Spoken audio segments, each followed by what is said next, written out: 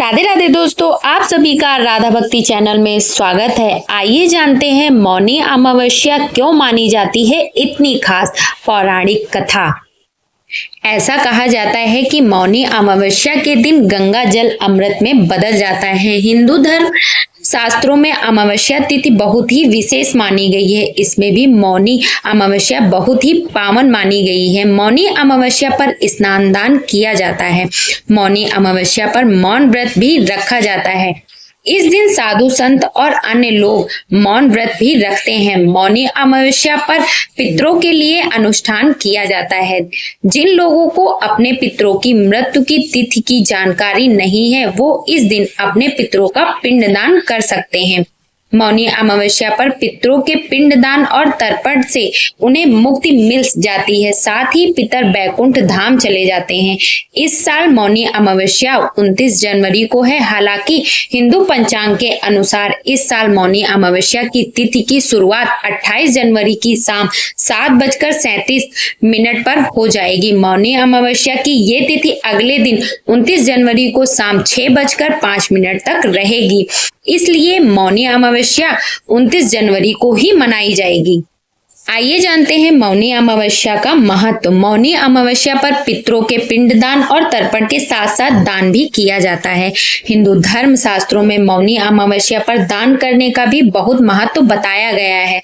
मान्यताओं के अनुसार मौनी अमावस्या पर स्नान के साथ दान करने से पुण्य फलों की प्राप्ति होती है।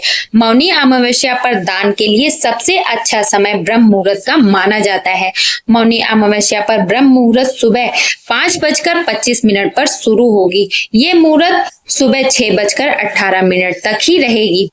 मौनी अमावस्या पर व्रत भी किया जाता है। मौनी अमावस्या का व्रत करने से अंतर आत्मा शांति और मोक्ष प्राप्त होती है। शास्त्रों में कहा गया है कि मौनी अमावस्या का व्रत करने से समाज में मान सम्मान बढ़ता है। चलिए अब जानते हैं कि इस दिन मौन व्रत क्यों रखा जाता है। इस दिन लोग आत्म संयम और मानसिक शांति के लिए मौन व्रत रखते हैं। साधु संत इस दिन मौन व्रत रखते हैं क्योंकि मौन मन को कंट्रोल में रखने और ध्यान में एकाग्रता का सबसे असक माध्यम है। शास्त्रों के अनुसार मौन व्रत में व्यक्ति आध्यात्मिक उन्नति प्राप्त करता है। इस साल की मौनी अमावस्या बहुत ही विशेष है। भगवान सूर्य इस समय मकर राशि में गोचर कर रहे हैं। वहीं 29 तारीख को चंद्रमा भी मकर राशि में गोचर करेंगे। गुरु पंचम भाव में विराजमान है। ऐसे में एक उत्तम स्थिति बन रही है। इस दिन सिद्ध योग का भी निर्माण हो रहा है। महाकुंभ में इस दिन अमृत स्नान किया जाएगा। इस वजह से इस साल की मौनी अमावस्या बहुत ही विशेष रहेगी। इस दिन अगर आप व्रत रखें तो प्रातः उठकर सबसे पहले स्नान करें और फिर भगवान विष्णु और भगवान शिव की पूजा करें। साथ ही मौनी अमावस्या की व्रत कथा सुने। पौराणिक कथाओं के अनुसार मौनी अमावस्या के दिन मनु ऋषि का जन्म हुआ था। इस दिन मौन व्रत कर विधिवत श्री हरि भगवान विष्णु की पूजा अर्चना करने से मुनि पद की प्राप्ति होती है। सनातन धर्म में अमावस्या तिथि का विशेष महत्व है। शास्त्रों के अनुसार जब सूर्य और चंद्रमा के बीच का अंतर शून्य हो जाता है तो अमावस्या तिथि का योग बनता है। धार्मिक मान्यताओं के अनुसार अमावस्या की तिथि भगवान विष्णु को अत्यंत प्रिय है। मौनी अमावस्या पर मौन धारण कर स्नान करने का विधान है। इस दिन पीपल के पेड़ व भगवान विष्णु की विधिवत पूजन भी काफी महत्वपूर्ण माना जाता है। स्कंद पुराण में वर्णित एक कथा के अनुसार बिना व्रत कथा पाठ किए किसी भी व्रत को पूर्ण नहीं माना जाता है।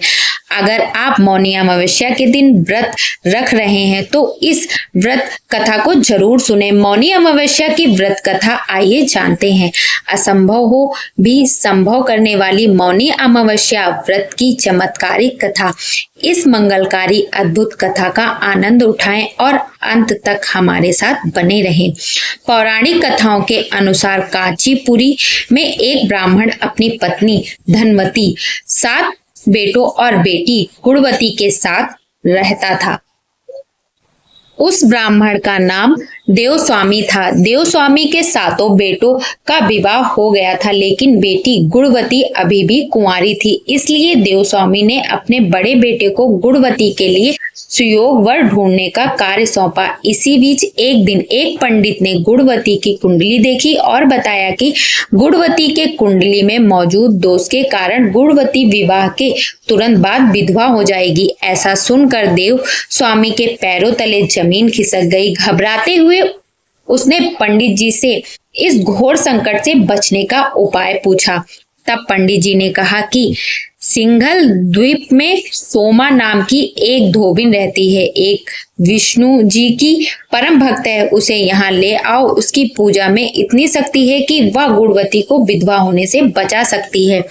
पंडित के कहने पर देवस्वामी का छोटा बेटा और गुणवती स्वयं सोमा को लाने के लिए निकल पड़े।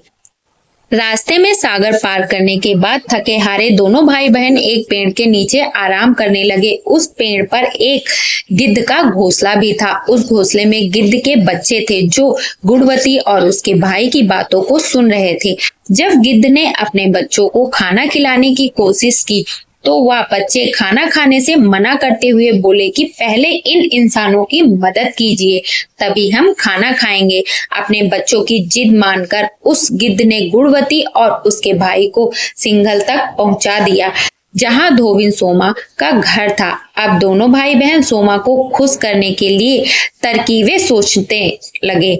हर सुबह दोनों भाई बहन सोमा को प्रसन्न करने के लिए उसका घर साफ करके घर की लीपापोती करने लगे। जब सोमा ने अपनी बहुओं से इस बारे में पूछा तो उनकी बहुओं ने उनसे झूठ बोला कि घर की साफ सफाई वे स्वयं करती हैं।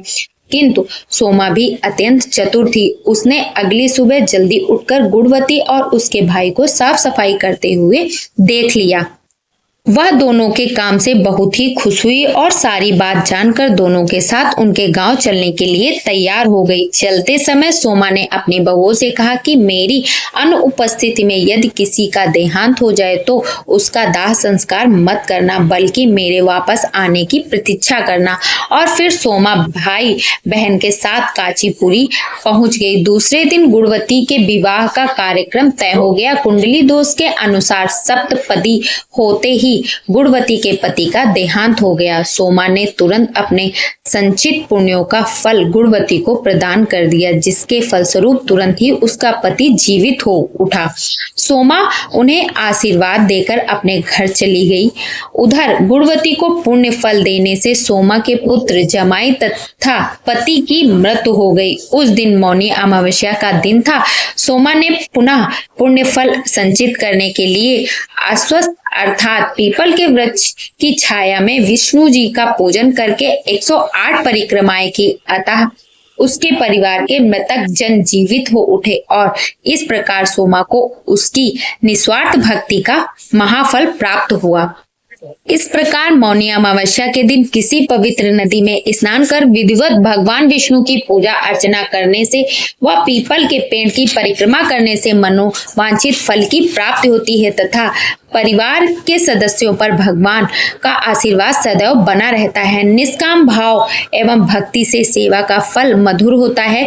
इस व्रत का यही लक्ष्य है। हम प्रार्थना करते हैं कि श्री विष्णु जी ने जैसे गुणवती और सोमा का कल्याण किया वैसे ही आप सभी का कल्याण करें। मौनी अमावस्या के दिन मौन व्रत रखकर मन, वाणी और कर्म से पवित्र बनाए रखना शुभ माना जाता है। इस पौराणिक कथा के अनुसार मौन व्रत रखने से व्यक्ति अपने पापों से मुक्त होकर मोक्ष की ओर अग्रसर होता है। इस दिन गंगा स्नान और दान का विशेष महत्व है।